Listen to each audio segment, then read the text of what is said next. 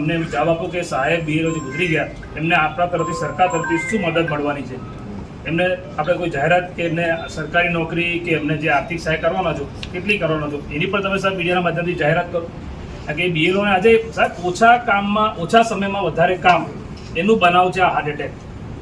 ઓછા સમયમાં વધારે કામ થઈ રહ્યું છે, સમય મર્યાદા વધારો, બધું બરાબર થશે. નિર્ણયો બંધ કરો, બીએલઓ ને ન્યાય આપો, બીએલઓ ને ન્યાય આપો, પ્રજાજનોને હેરાનગતિ બંધ કરો, એસઆઈઆર ના નામે હેરાનગતિ બંધ કરો અને રાજ્ય સરકાર હોશ. એ બેનને જે હાર્ટ એટેકથી જીવ ગુમાવવો પડ્યો કારણ કે ઓછા સમયમાં વધારે કામની માંગણી સરકાર દ્વારા કરવામાં આવે છે. આજે મોટાભાગના બીએલઓ મહિલાઓ છે, બહેનો છે. એ બહેનને ઘરનું કામ કરવાનું, સ્કૂલનું કામ કરવાનું અને આ સરકારી કામ પણ કરવાનું. તો આટલો બધો વર્કલોડના કારણે આવા હાર્ટ એટેકના બનાવ બને છે.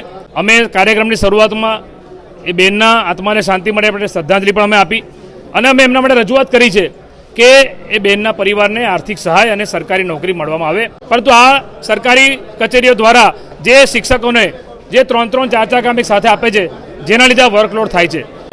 બીએલઓ ફિલ્ડમાં કામ કરે છે તો બીએલઓ અને પ્રજાજનો વચ્ચે આ લોકો ઘર્ષણ કરેલા છે, જેનો ભોગ બીએલઓને ભોગવવું બનવું પડે છે અને પ્રજાજનોને પણ હેરાનગતિ થઈ રહી છે. ત્યારે સમય મર્યાદા વધારવામાં આવે.